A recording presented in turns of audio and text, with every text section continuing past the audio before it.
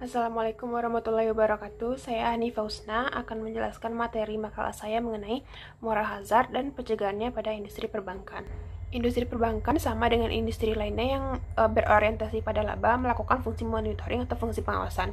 Pada industri perbankan melakukan fungsi monitoring itu terhadap debitur, namun juga perbankan diawasi oleh deposan dan juga regulator dan lembaga penjamin simpanan.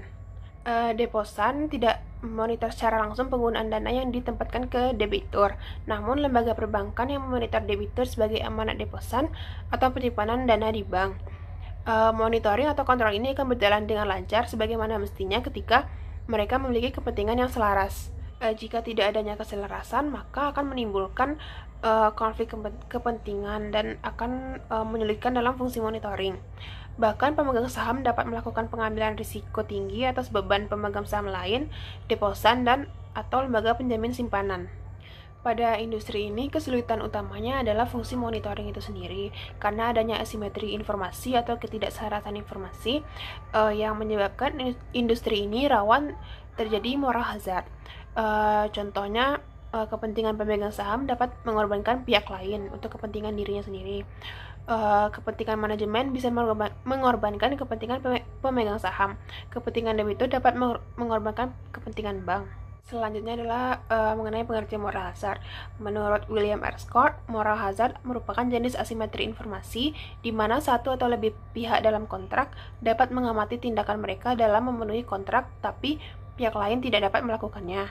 Atau dapat diartikan bahwa seseorang mengambil risiko karena orang lain yang menanggung risiko tersebut dan akan berdampak negatif pada orang yang akan menanggung risiko tersebut. Dalam konteks teori keagenan, moral hazard terjadi karena adanya asimetri informasi antara prinsipal dengan agen, yang mana prinsipal adalah pemilik perusahaan dan agen merupakan manajemen perusahaan. Asimetri informasi itu sendiri adalah ketidakseimbangan informasi antara pihak yang memperoleh dan memanfaatkan informasi untuk kepentingannya dengan pihak yang tidak dapat memperoleh informasi tersebut. Adanya pemisahan kepemilikan oleh prinsipal dengan pengendalian oleh agen menimbulkan konflik keagenan antara pemilik perusahaan dengan manajemen perusahaan, yang mana di satu pihak sebagai pemegang saham menginginkan pengembalian yang tinggi atas investasi mereka dengan hasil keuangan yang bertambah. Namun di sisi lain, pihak manajemen menginginkan adanya kompensasi ketika mereka telah melakukan pekerjaan atau tugasnya dengan baik sehingga menambahkan kepuasan terhadap mereka. Dalam industri perbankan, menurut Louis Silva dan Mas Aru, moral hazard merupakan adanya insentif atau tindakan tersembunyi yang berlawanan dengan hukum dan etika bisnis yang dilakukan oleh pihak-pihak yang berkepentingan.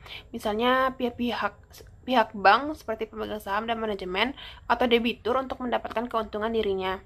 Sedangkan menurut Silva et al., moral hazard terjadi karena lemahnya regulasi, faktor struktur kepemilikan, aspek penjamin simpanan, dan disiplin pasar yang lemah. Selanjutnya adalah ciri-ciri moral hazard. Yang pertama itu adanya tindakan yang tersembunyi, misalnya dilakukan oleh salah satu pihak, yaitu tertanggung yang tidak mematuhi kesepakatan dengan pihak lain. Dan yang kedua itu akibat dari pihak yang melakukan tindakan tersembunyi tersebut akan menyebabkan kerugian ekonomis baik karena tindakan sadar maupun tidak sadar.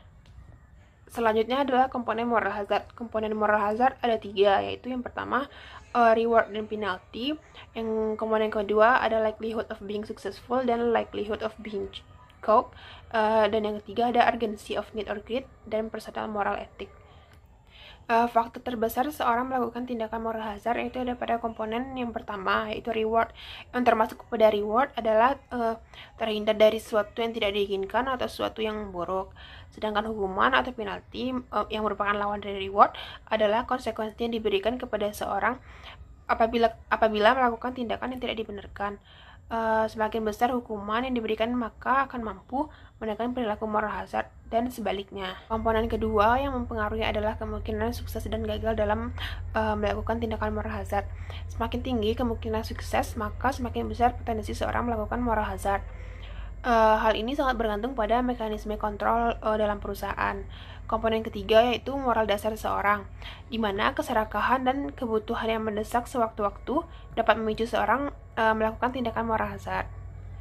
Selanjutnya adalah moral hazard dalam perbankan.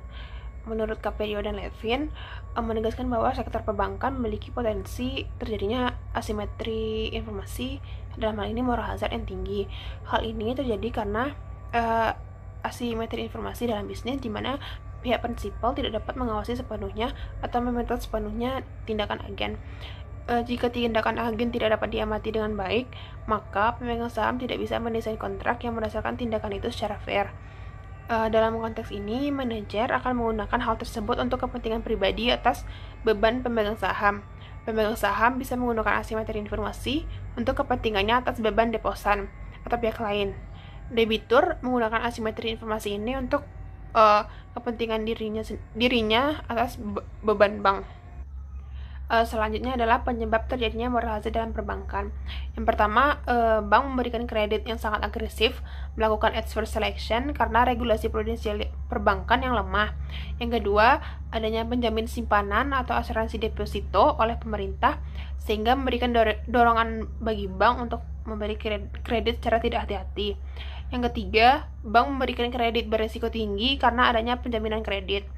Yang keempat, adanya jaminan bagi bank dari bank sentral sehingga bank memberikan kredit secara agresif karena merasa bank akan diselamatkan apabila jadi sistemik. Yang kelima, bank memberikan kredit secara berlebihan karena adanya jaminan secara resmi atau tidak resmi dari lembaga asing yang memberikan jaminan pemberian kredit. Yang keenam, adanya pemberlakuan regulasi secara internasional. Bank asing akan memberikan kredit berlebihan bila regulasi prudensial internasional belum ada pedoman yang jelas di negara tempat beroperasi bank tersebut. Dan yang ketujuh, undang-undang kepilitan yang lemah sehingga bisa disimpangi oleh debitur pada saat terjadinya kebangkrutan. Selanjutnya itu moral hazard pemegang saham mayoritas terhadap pemegang saham minoritas.